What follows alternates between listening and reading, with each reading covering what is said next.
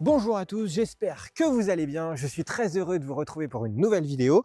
Alors, comme d'habitude, avant de vous présenter la voiture qui se trouve derrière moi, et vous ne la voyez pas, s'il vous plaît, abonnez-vous. Ça ne changera rien pour vous. Par contre, pour moi, ça peut faire toute la différence.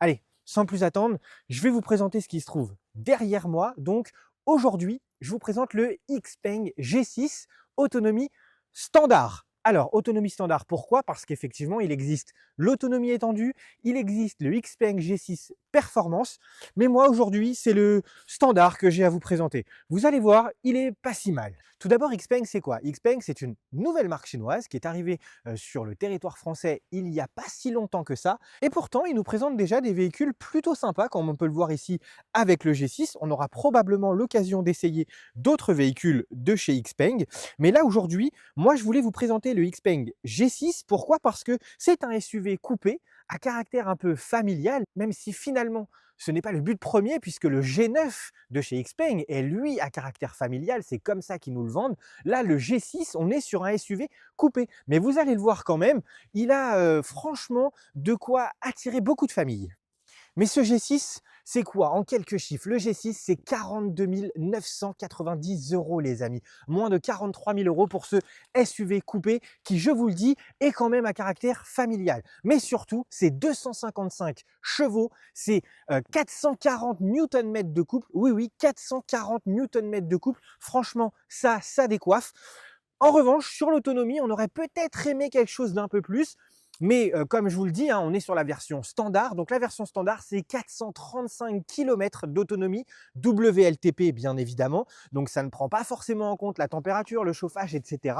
Là, nous, on l'a pendant l'hiver. Il fait 0, voire même moins, hein. On a fait des tests avec moins de 0 en température. Et je peux vous le dire que finalement, eh ben, les consommations annoncées WLTP et ce qu'on a réussi à faire, c'est pas si déconnant. Il y a un petit delta, mais franchement, ce delta, il est finalement pas si fou que ça par rapport à ce qui est annoncé sur la consommation de ce G6. Mais ce G6, c'est également un peu plus de 2 tonnes en poids à vide sur la balance, ce qui finalement n'est pas si élevé que ça, hein, si on prend à la concurrence des véhicules PHEV, hybrides rechargeables, qui eux cumulent thermique et électrique, qui sont du coup finalement aussi lourds, voire peut-être un peu plus lourds. En général, les véhicules full élec sont un peu plus lourds puisqu'effectivement on a le poids des batteries, mais là ce n'est pas vraiment le cas sur ce G6 et pour cause, XPeng a totalement étudié au niveau du châssis et donc on a quasiment un châssis monobloc en aluminium qui a été taillé et donc ça permet d'alléger très légèrement le poids de ce véhicule et ça c'est une bonne chose. Sur ce G6, on a également un coffre qui,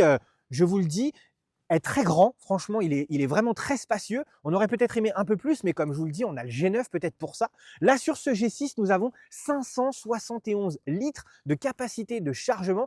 Et 571 litres, je vous le dis, ça représente quand même pas mal. Je vous donne les chiffres maintenant. Vous m'avez demandé les chiffres, je vous donne les chiffres. Mais vous allez le voir tout à l'heure, je vais vous montrer un peu ce que ça représente, 571 litres de chargement. Mais moi, ce qui me plaît sur ce G6, il y a évidemment des choses qui ne me plaisent pas, et ça, je vais vous en parler. Mais moi, ce qui me plaît, c'est surtout l'intérieur, parce qu'on a quand même beaucoup d'espace à l'intérieur au niveau de l'habitabilité. Les sièges arrière sont confortables, on a de l'espace. Au niveau du poste de conduite, c'est pareil, c'est très spacieux et pour cause, beaucoup de choses ont été supprimées, hein, c'est très épuré. Pareil, côté passager, c'est extrêmement épuré. On a beaucoup de place, on est très confortablement installé et ça, c'est une bonne chose. Mais écoutez, sans plus attendre, je vous propose qu'on fasse un petit tour du véhicule. Comme d'habitude, vous allez me dire ce que vous pensez du design de ce G6 qui est quand même finalement assez sobre. Moi, j'aurais aimé quelque chose d'un peu plus travaillé. Vous le savez, hein, quand on a des choses plus travaillées, je vous les montre. Là, c'est vrai que finalement, c'est peut-être un peu trop simple pour moi au niveau du design. Bon, ce design très épuré, très fluide, très simple, lui permet d'avoir un excellent CX et c'est peut-être ça finalement l'essentiel sur un véhicule électrique puisqu'on le sait, on recherche la performance et surtout l'efficience avec une belle autonomie. Donc c'est parti pour un tour du véhicule. Alors déjà, dites-moi un peu ce que vous pensez de cette face avant. Alors effectivement, par rapport à d'autres véhicules de la concurrence en full élec, on a quelque chose d'un petit peu travaillé très légèrement, hein, sur la partie basse du pare-choc. Vous le voyez ici avec ce quadrillage, ce nid d'abeille comme ça qui a été mis. Donc ça, c'est un peu sympa. En revanche, c'est vrai qu'au niveau du pare-choc, c'est très simple, très fluide, très lisse. Et ça, moi, j'aurais aimé quelque chose d'un petit peu plus travaillé. Vous le savez, j'aime bien quand les constructeurs recherchent un peu, travaillent un petit peu les pare-chocs, qu'on ait des designs qui soient un peu attirant, un peu sympa. Là, bon, c'est un petit peu dommage. En revanche, ce qu'on aime bien, c'est la signature lumineuse ici avec les feux de jour. C'est très, très sympa. Je vous mettrai en incrustation une petite photo, hein, très sympa. Vous allez voir, ça rend vraiment très bien. Et surtout, du coup, on a les feux de jour ici avec forcément les clignotants, donc de part et d'autre, avec le petit monogramme Xpeng comme ça qui a été mis, noir laqué. Ça, c'est très, très sympa. Et par contre, les optiques de phare, alors, ça fait sympa, ça rappelle quelques autres véhicules, vous pouvez le voir, hein, ça a été fait sur plein de véhicules, ce type d'optique dans cette position-là ici.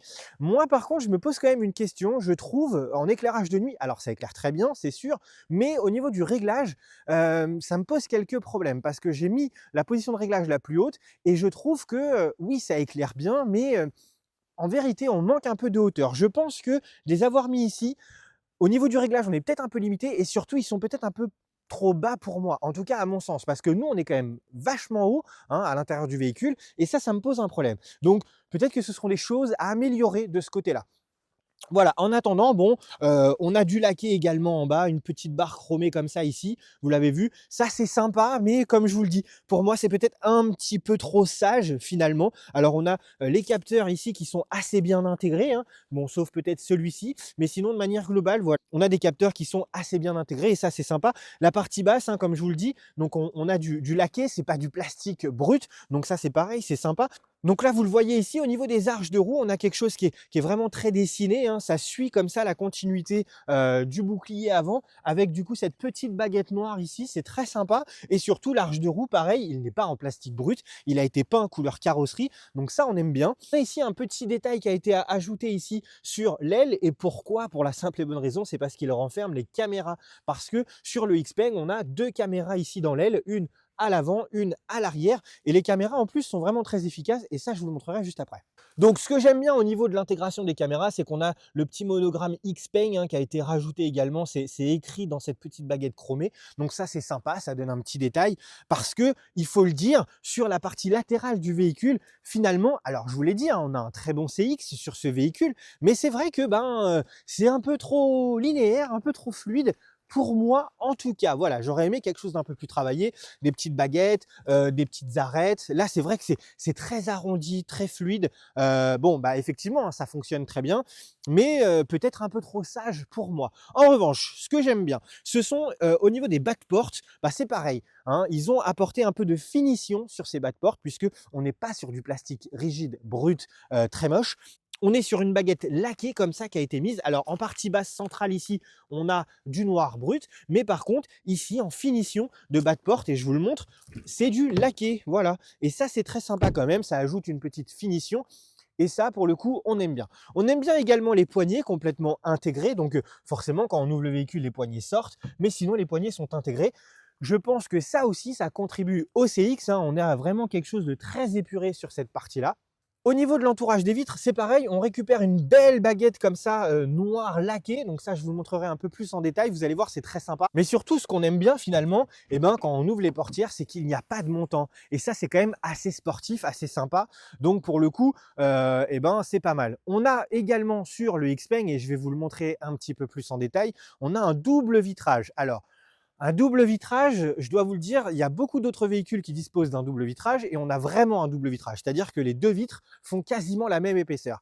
Là, pour le coup, on a la vitre extérieure qui est quand même beaucoup plus épaisse que la vitre à l'intérieur et ça, je vous le montre en détail. Vous le voyez ici, je ne sais pas si la caméra va faire le focus parce que c'est quand même très fin, mais on a ici sur la vitre, je vais mettre mon doigt, ce sera plus simple, une partie extérieure quand même très épaisse et une partie intérieure un peu moins épaisse, ce qui nous donne un peu ce sentiment de double vitrage. Ce qui est regrettable, eh ben, c'est que malheureusement, le G6 ne dispose de cette petite technologie finalement qu'à l'avant. Il n'y en a pas à l'arrière. On est sur un vitrage simple à l'arrière. Et ça, c'est un peu dommage par rapport à l'insonorisation complète du véhicule. Au niveau du rétroviseur, pas grand chose à dire. On a un rétroviseur qui est standard, qui est finalement pas si gros que ça par rapport à la taille du véhicule. C'est vrai que vous l'avez vu, hein, dans d'autres vidéos, on a eu des rétros qui étaient quand même beaucoup plus massifs. Là, c'est pas le cas. On a un rétro qui s'intègre parfaitement à la ligne de la voiture. Et ça, on aime plutôt bien. On a également la petite caméra, hein, qui est cachée ici. Donc déjà, vous le voyez, ça fait pas moins de 3 caméras qui sont juste ici, basées sur ce niveau-là. Alors, je vous le dis tout de suite, le Xpeng G6, c'est pas moins de 11 caméras. Il y a 11 caméras qui équipent ce véhicule, ce qui est quand même pas rien. Au niveau de l'arrière, c'est un petit peu plus travaillé. On a un beau béquet comme ça qui vient dans le prolongement du toit panoramique. Donc ça, on aime bien, c'est plutôt sympa. Ça donne un petit look assez sportif. Au niveau de la face arrière, hein, je continue. La signature lumineuse, c'est pareil. On a des feux qui sont bien intégrés. Alors, je trouve qu'ils reviennent vachement en fait sur le côté au niveau de l'aile. Donc ça, c'est pareil, c'est assez particulier. Hein. On a maintenant plus trop l'habitude de voir des signatures lumineuses qui viennent comme ça dans la prolongation, si je puis dire, des ailes. Hein, maintenant, bien souvent, ça s'arrête ici et ça vient à la limite ici, mais voilà, c'est vraiment rare maintenant que ça vienne jusqu'au milieu. Hein, vous le voyez, on a quelque chose qui vient quasiment à hauteur de roue parce que c'est très arrondi. En revanche, ce bandeau lumineux comme ça se fond très bien sur ce bloc arrière et ça, c'est plutôt sympa. On récupère également toujours cette petite baguette hein, sur l'arche de roue, donc ça, c'est sympa. Les arches de roue toujours peints, même à l'arrière, hein, bien évidemment. On a la petite trappe ici pour se charger. Alors, plusieurs façons d'ouvrir cette petite trappe. Vous pouvez l'ouvrir à la clé, à distance. Hein, vous appuyez sur le bouton de la télécommande, la trappe s'ouvre. Vous avez également la possibilité, au niveau de l'écran, il y a un petit logo. Hop, quand vous arrivez à la station de recharge, vous appuyez sur ce petit logo, la trappe s'ouvre également. Ou alors, tout simplement, deux petites pressions ici et la trappe s'ouvre toute seule.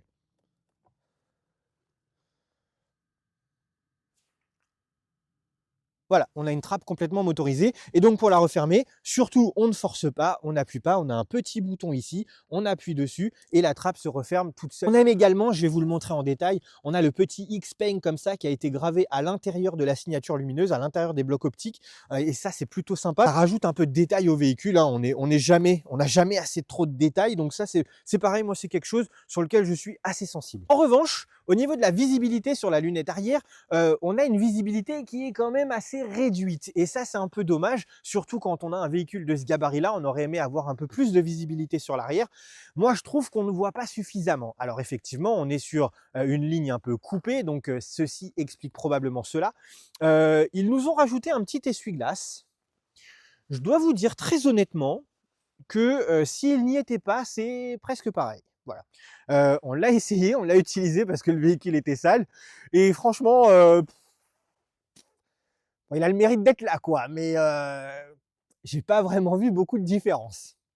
Donc ça c'est dommage parce que finalement, eh ben, ça pourrait être un peu de poids en moins, hein, un moteur d'essuie-glace, un bras d'essuie-glace, un peu de faisceau en moins.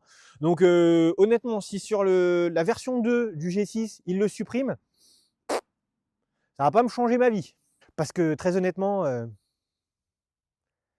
d'ailleurs, je suis en train de me dire, j'aurais peut-être dû filmer quand je l'ai essayé, de manière à ce que vous puissiez vous rendre compte que il sert à rien, quoi. Par contre, une chose très bien, c'est que du coup, on peut ne pas s'en servir. C'est pas dérangeant puisqu'il est complètement caché. Il est complètement caché, c'est-à-dire que je vous mens pas, le bras d'essuie-glace est ici. Voilà. Il est au milieu, là, complètement en haut du béquet. Il est complètement caché. Donc, c'est vous dire vraiment hein, si son utilité.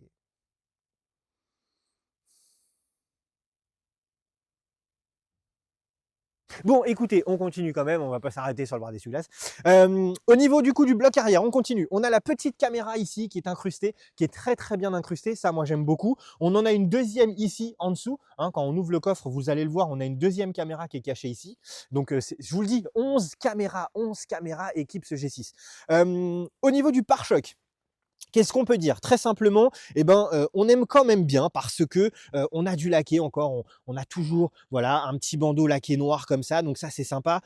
Ici, la petite finition gris anthracite avec, les feux de recul incrustés ici en bas, donc ça c'est pareil, c'est sympa. On aurait aimé peut-être un petit design style diffuseur, quelque chose comme ça, mais bon, on a un peu plus de forme, voilà, donc on aime bien, mais finalement, pas vraiment d'excès en termes de design sur ce G6. Alors, bien évidemment, on ne peut pas passer inaperçu, hein, ils ont quand même mis un lettrage très gros, très large, Xpeng pour qu'on soit sûr du véhicule, avec le petit monogramme G6 ici, je dis petit, hein, bien sûr, c'est ironique, hein, vous avez vu la taille du monogramme juste pour une lettre et un chiffre, mais voilà, au moins, c'est assez simple, assez épuré et finalement, c'est efficace. Juste avant de passer à l'intérieur, Hop, on termine avec du coup l'arrière. Ces petites baguettes également noir laquées qui ont été ajoutées ici. Pareil, cette finition noire ici, brillant.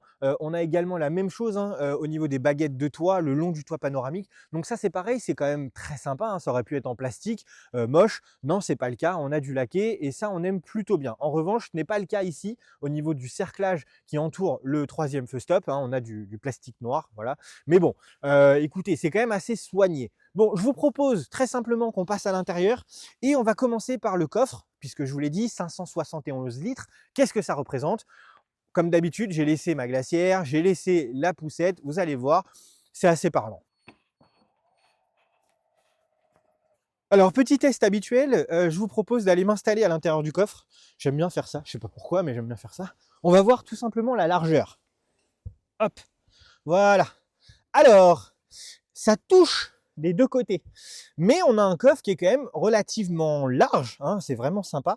Et donc, vous le voyez, on a quand même beaucoup d'espace. Donc, ce que je vous propose, c'est tout simplement de re-remplir le coffre. Mais avant ça, je vous ai promis de vous montrer le double fond. Le double fond, il est là. Tac. Et vous le voyez, on va approcher la caméra, on a quand même largement de quoi mettre les câbles et même si on le souhaite, mettre d'autres choses. Donc là, on a le petit compresseur, le kit de sécurité, vous le voyez, mais on a quand même un peu d'espace, donc on peut encore charger des choses ici sans aucun problème. Et ça, c'est une petite surprise aussi. Voilà, donc le coffre, tac, il est comme ça. Et vous le voyez peut-être sur la caméra, je ne sais pas si on le voit, mais on a ici les petits réglages. Donc en fait, quand les dossiers sont baissés, hop, les dossiers sont baissés, ils viennent jusqu'ici. Donc étant donné qu'on est en vue du coffre, je vous montre ça.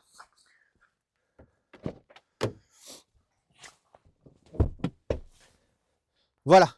Comme ça, vous pouvez vous rendre compte de ce que ça donne.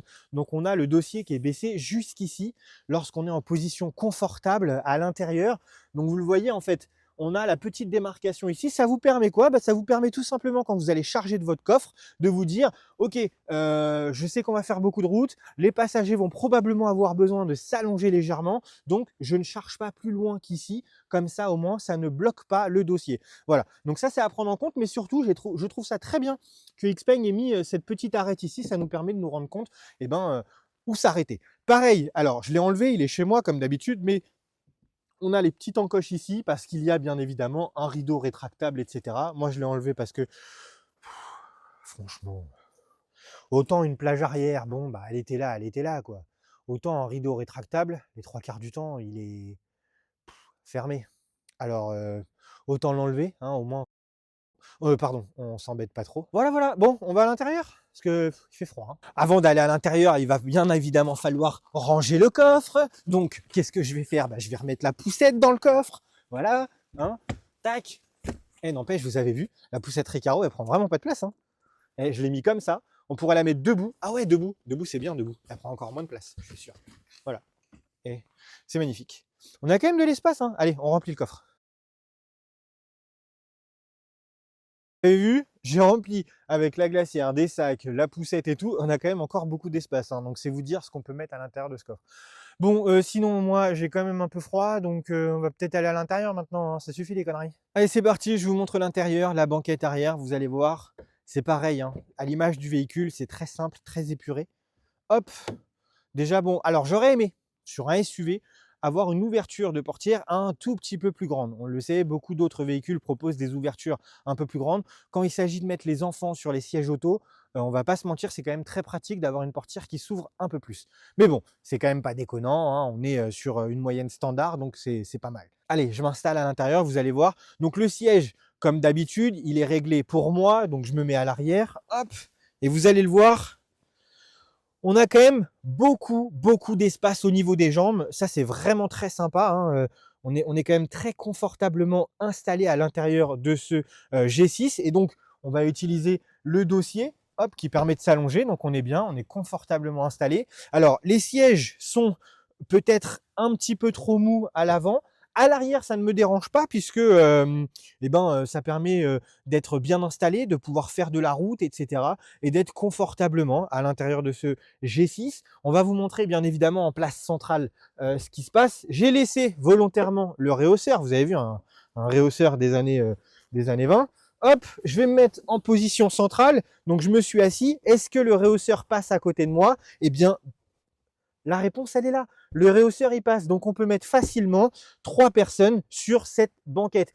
Bien évidemment, je vais pas dire qu'on a une place de dingue, mais les places ont le mérite d'être là et on a 3 vraies places possibles. Vous l'avez vu, on a un rehausseur là. Je pourrais en mettre un deuxième de l'autre côté et moi, je suis assis en position centrale. Donc, 3 enfants derrière, ça passe. Alors, peut-être pas 3 gros sièges auto en revanche, hein. Quand je dis 3 enfants, c'est un petit, 2 ados, 2 petits, 1 ado. Ne nous faites pas des triplés non plus, quoi, hein. Alors, au niveau de la connectivité à l'arrière, on dispose de 2 USB-C. Hop, vous le voyez ici. C'est pareil, hein, rien vraiment de fou à l'intérieur de ce G6 en termes de design. Hop, c'est vraiment très simple, très épuré. Et on a nos 2 petites connectivités. Moi, ce que j'aurais aimé par contre, et ça me pose problème, on a les sièges chauffants à l'arrière. Mais en tout cas, je n'ai pas trouvé. On n'a pas de bouton pour activer les sièges chauffants à l'arrière. Il faut obligatoirement demander à la personne qui est devant d'aller dans l'écran, ça on vous le montrera, pour activer les sièges chauffants sur la banquette arrière. Et ça, j'avoue que pour moi, bah, c'est peut-être problématique parce que on va mettre les sièges chauffants. Après, on va dire, tu peux baisser, tu peux remonter, tu peux baisser, bref. Franchement, c'est quand même mieux d'avoir un petit bouton. Hop, on gère nous-mêmes notre siège chauffant. C'est quand même beaucoup mieux, quoi. Ça, pour le coup, c'est peut-être à améliorer. Au niveau du siège, vous le voyez, on a un beau siège, une belle coque de siège. Alors, c'est un peu en plastique, donc je ne sais pas trop comment ça va vieillir. Une petite poche ici. Mais les matériaux qui sont utilisés sur le siège, toute la sellerie est en simili-cuir. C'est très sympa, très agréable. On ne sait pas comment ça vieillira ou comment ça va tenir dans le temps. En revanche, c'est quand même assez joli, assez sympa. Et pour le coup, moi, ça me plaît plutôt pas mal. Au niveau des panneaux de porte, je vous montre très rapidement un panneau de porte puisque finalement ce sont les mêmes. On a du simili-cuir ici, de la surpiqûre là. En revanche, du plastique brut et dur en position basse. Ça ne me dérange pas, vous le savez, parce que on le sait avec les pieds, etc. C'est pas dérangeant d'avoir du plastique dur en position basse. On a une petite trappe ici et vous vous demandez à quoi elle sert. Tout simplement, c'est parce qu'en fait, l'ouverture de la portière se fait de manière électrique. On appuie sur ce petit bouton là pour déverrouiller. Et en cas de panne électrique, de problème, on a ici une petite trappe avec une corde manuelle qu'on peut venir tirer et ça nous déverrouille la portière. Donc ça, c'est pareil, on a pensé à la sécurité, c'est plutôt bien. Partie haute, eh ben, c'est un petit peu moussé, c'est un peu plus qualitatif. On a ici un revêtement qui est très sympa. Moi, j'aime beaucoup, c'est sur l'avant puisqu'en fait, c'est dans la prolongation du tableau de bord et je vais vous le montrer juste après. Mais voilà, on a également le même revêtement qui a été mis ici. Bon, après, au niveau du seuil de porte, ben, c'est pareil, hein, c'est du plastique dur, brut, mais ça ne me dérange pas. Tant que c'est en partie vraiment très basse, ça ne me pose aucun problème. Je vous montre très rapidement sur la partie avant, hein, puisque vous le voyez ici, on a le même revêtement. Et donc, quand on ferme la portière, et ben, tout simplement, voilà, vous le voyez, ça vient comme ça épouser le tableau de bord et on a du coup cette petite finition qui se prolonge comme ça dans le tableau de bord et qui fait tout le tour du tableau de bord. Et ça, c'est plutôt sympa, vous le voyez de l'autre côté. Moi, j'aime bien, je trouve que c'est assez qualitatif, c'est assez sympa et surtout, ça nous donne un vrai design, une vraie identité au tableau de bord et ça, c'est pas mal. En revanche, ce qu'on aime un peu moins, eh ben, c'est peut-être au niveau du pédalier. Parce que le pédalier, on a l'impression d'avoir un truc de jouet, hein. On est sur du plastique, mais vraiment, vraiment plastique, quoi. On aurait aimé quelque chose d'un peu plus quali, d'un peu plus fini. C'est vrai que ça, c'est peut-être mon seul regret. Ensuite, au niveau du tableau de bord, eh ben, jusqu'ici, hein, donc jusqu'à la hauteur du volant, on est en plastique dur. Pareil pour le réglage du volant, on est sur un réglage manuel, pas de réglage électrique. Donc le volant se règle en hauteur, en profondeur, et ce de manière manuelle. On aurait peut-être aimé sur ce type de véhicule avoir un réglage électrique quand même. Je vous propose très rapidement, je m'installe à l'intérieur du véhicule, à l'avant, vous allez le voir, comme ça vous allez pouvoir vous rendre compte de l'espace que l'on a au niveau de l'habitacle. Voilà, donc là je suis installé. Donc je vous l'ai dit, le siège était réglé pour moi, mais en réalité, quand on coupe le véhicule, le siège se recule. Ce qui signifie que quand je me suis assis, le siège était finalement reculé. Et donc là, si je mets le contact, hop, voilà, juste à appuyer sur le frein. Le siège, eh ben, tout simplement, normalement, il va ravancer. Pour ce, normalement, il faudrait que je ferme la portière, ce qui ne sera pas le cas. Donc, il ne va pas se ravancer, tout simplement. Voilà. On a de l'espace. Bon, sur ça, c'est pas mal. En revanche, moi, ce que j'aime moins, c'est que vraiment, il y a énormément de choses qui ont été supprimées au niveau des commandes du volant. Je vous l'avais dit sur un autre véhicule où il y avait encore beaucoup trop de boutons, mais là, on est vraiment sur quelque chose où il y en a quasiment plus du tout. Donc, il faudrait peut-être trouver un juste milieu, hein. En tout cas, le volant comme ça, avec ce design-là, c'est plutôt sympa, avec du coup double matière au niveau du cuir du volant, hein, du cuir perforé ici, du cuir lisse en position extérieure du volant sur le cerclage. Donc, c'est plutôt pas mal. Et puis surtout, ce design, je trouve que ça change, ça donne un look un peu futuriste. Et finalement, sur ce type de véhicule, eh ben, ça, on aime bien.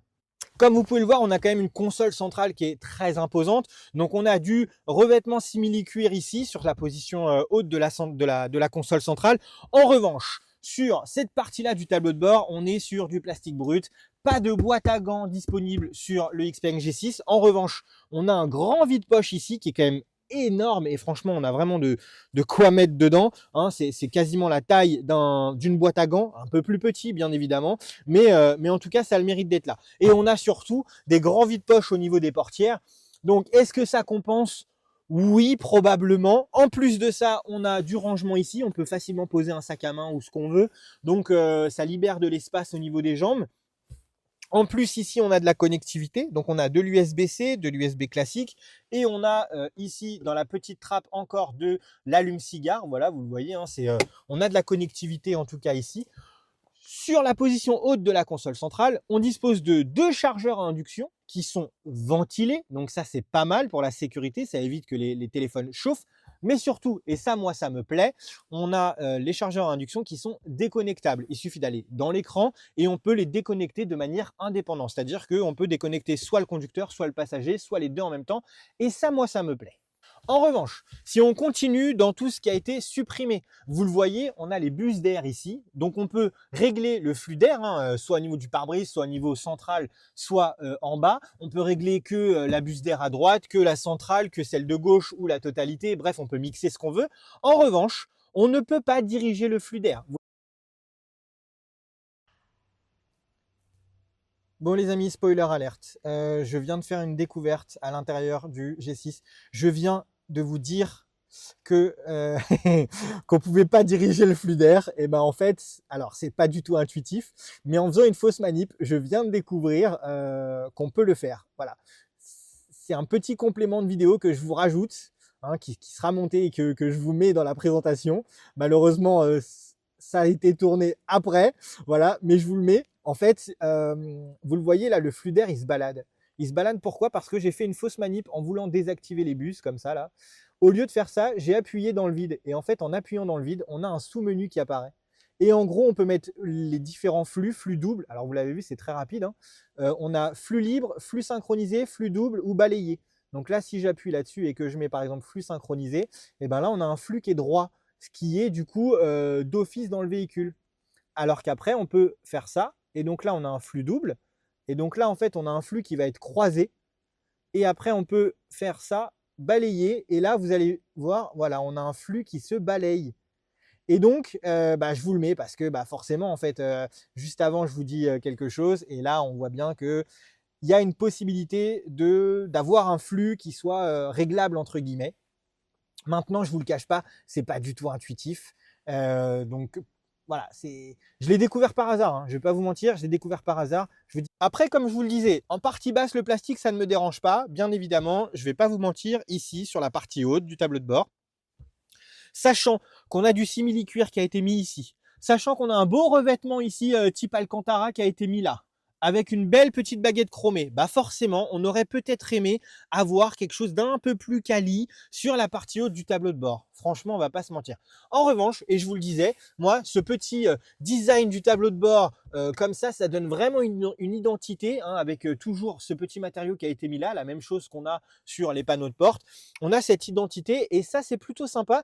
Je vous le dis, hein, moi, j'aime vraiment ce petit design du tableau de bord. Je trouve que ça change un peu.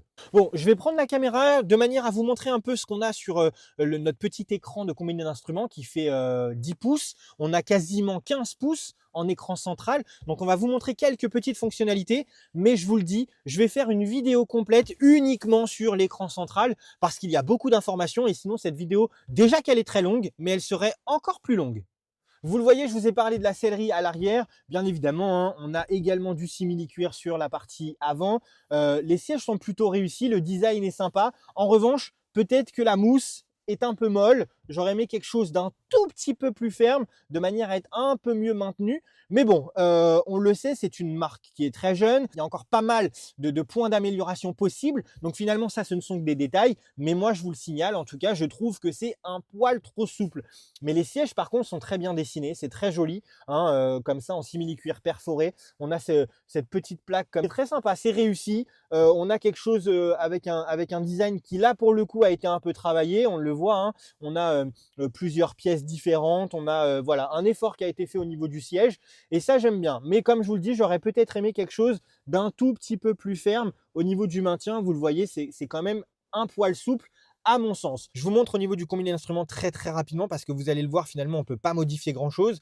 Donc, et ça va être du coup très rapide. On récupère les informations de conduite ici avec la vitesse engagée et surtout le régulateur de vitesse adaptatif, l'aide au maintien dans la voie avec le X-Pilote qu'on a pu tester, sur lequel, pour moi, il y a des points d'amélioration, mais ça, je vous en parlerai pendant la vidéo d'essai routier. On a l'autonomie de la batterie avec du coup l'autonomie restante. Alors, on peut choisir de mettre en WLTP ou alors en dynamique. En dynamique, ça va bien évidemment prendre en compte la température extérieure, ça va prendre en compte le chauffage à l'intérieur, etc. Donc, ça va être un peu plus réaliste sur l'autonomie réelle que vous allez pouvoir faire, même si, je vous le dis, moi, pendant mon essai, je suis resté en WLTP justement pour voir combien on allait faire. Très honnêtement, entre le WLTP et la réalité, sur un trajet de 100 km, il y a un delta d'à peu près quasiment 15-20 km. Donc ça représente quand même presque 20%. C'est pas mal, mais avec les températures froides, avec le chauffage à l'intérieur, etc., c'est pas si déconnant que ça au final. Donc, on récupère les médias ici aussi. Je continue, on récupère les médias ici. Donc, vous avez la possibilité avec le volant de rester appuyé là sur cette petite molette. Et donc, voilà, vous le voyez, hop, on a des points qui apparaissent. Et donc, on peut changer ce qu'on veut tout simplement faire apparaître. Donc, on peut faire apparaître nos informations de conduite. Et donc, vous l'avez vu, ça disparaît d'en haut et ça apparaît ici. On a la pression des pneus, hop, qui est disponible également. On a la consommation avec un graphe. On a notre trajet, notre dernier trajet, etc. Donc là, c'est pareil, on peut voir un peu tout simplement ce que ça représente.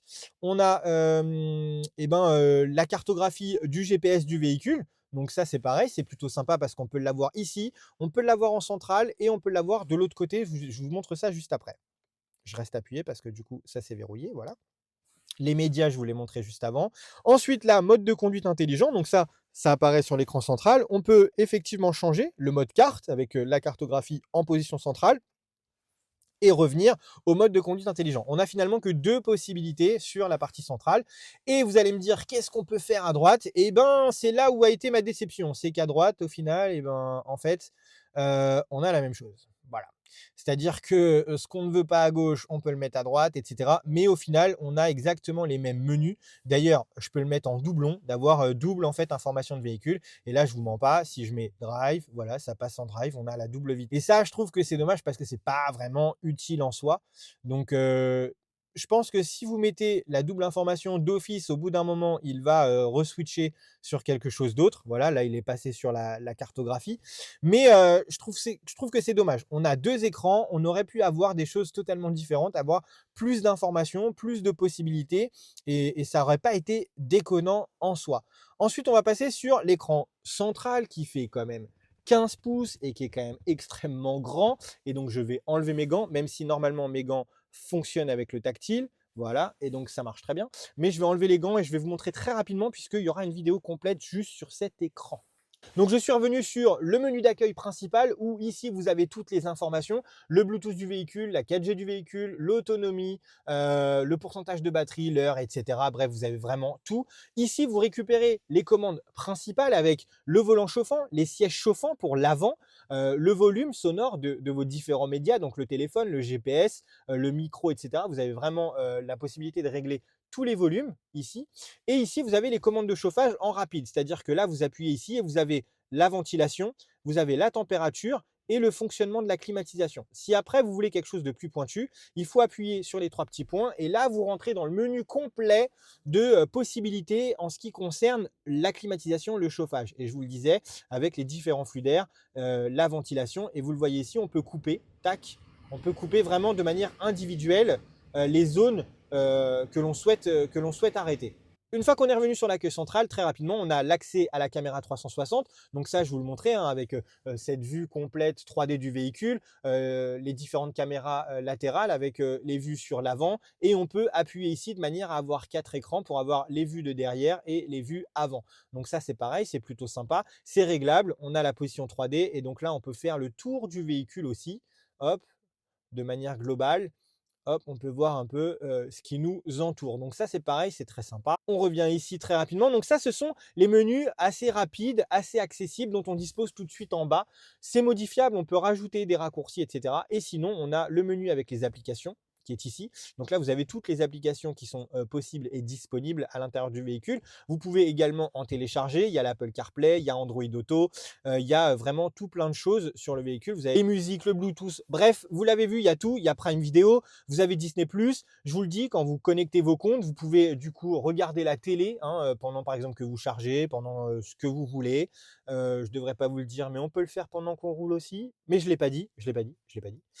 Très rapidement, on revient. Donc ça, c'est le menu du véhicule. Hop, vous appuyez ici, vous avez la maison. Et là, vous avez le menu du véhicule avec les différents réglages. Donc là, sur le véhicule, on a la consommation très rapide avec les entretiens. Ensuite, on a la porte, enfin fenêtre et porte avec du coup, on peut ouvrir à distance le port de charge. On peut ouvrir le coffre. On peut régler les fenêtres aussi. Donc ça, c'est très bien parce qu'en fait, si on appuie là-dessus, on peut manuellement, avec le doigt, on peut glisser de manière à ouvrir tout doucement la fenêtre. Et ça, c'est vraiment très drôle. Et on a même plusieurs, enfin on en a même un entre guillemets, on a la possibilité d'ouvrir tout. Donc on appuie là, il ouvre toutes les fenêtres, ou on appuie sur ventiler. Et quand on appuie sur ventiler, et ben, tout simplement, les 4 fenêtres vont s'ouvrir très légèrement de manière à ventiler le véhicule. Et ça, bah, c'est plutôt sympa. Ensuite, au niveau de l'éclairage, et là, moi, ça me pose un problème parce que au niveau des commodos, il n'y a plus rien. On a juste le petit levier qui est ici, qui nous permet en fait de passer Drive, RN, le parking. On peut également mettre le régulateur adaptatif en restant vers le bas. Ça verrouille la vitesse à laquelle on roule et ensuite avec la molette, on peut changer.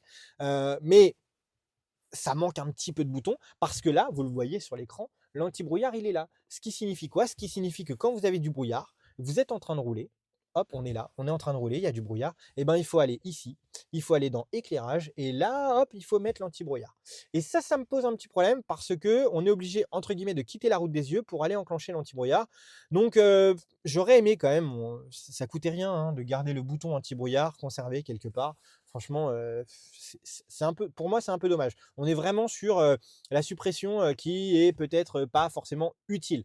Ensuite, bien évidemment, tout est réglable, hein, les feux de route intelligents, accompagnez-moi à la maison, c'est-à-dire que en fait, en gros, le véhicule va s'éteindre, soit 15 secondes, soit 30 secondes, soit 60 secondes. Donc, quand vous habitez quelque part, par exemple, nous en campagne, et que c'est pas éclairé au niveau de chez vous, et ben, vous laissez le véhicule 60 secondes, vous le fermez, ça vous laisse le temps de rentrer chez vous en ayant un éclairage, et au bout de 60 secondes, l'éclairage se coupera. Voilà. Le pack ambiance avec le réglage de la lumière, bref, avec du coup tout plein de choses. Le réglage des sièges également avec la mémoire des sièges, siège conducteur, siège passager. La conduite avec les différents modes de conduite ici, avec toutes les options qui sont réglables. Ensuite, la perception de l'assistance de conduite intelligent avec les alertes, l'assistance conducteur avec du coup le réglage du X-Pilote avec les sécurités actives, la conduite, le parking, etc. Vous avez également l'intelligence vocale, donc vous avez la possibilité de lui parler et de lui demander tout plein de choses. Alors là, il est configuré en anglais, donc c'est un petit peu problématique si vous n'êtes pas bilingue, mais on peut le mettre en français bien évidemment, le réglage des différents sons avec la possibilité d'avoir du coup des effets sonores personnalisés. Donc ça c'est pas mal parce que la qualité de son elle est vraiment bien, on a pu la tester pendant les différentes stories qu'on a fait et franchement pour le coup ça c'est sympa. Les différents types de recharge avec les alimentations, tous les réglages en fait de puissance, etc. Et je vous le montrais, hein, la charge à induction également qui est du coup déconnectable, la caméra avec si on veut activer, désactiver les différentes caméras, le mode sentinelle, etc. Après, on a les types d'affichage, si on veut un mode nuit permanent, un mode jour ou le mettre en mode automatique. On a une fonction nettoyage de l'écran où l'écran en fait s'éteint et ne réagit pas si on le touche. Comme ça nous permet de le nettoyer assez facilement. On a un mode veille, au moins on roule, on peut le mettre en mode veille et donc l'écran est éteint.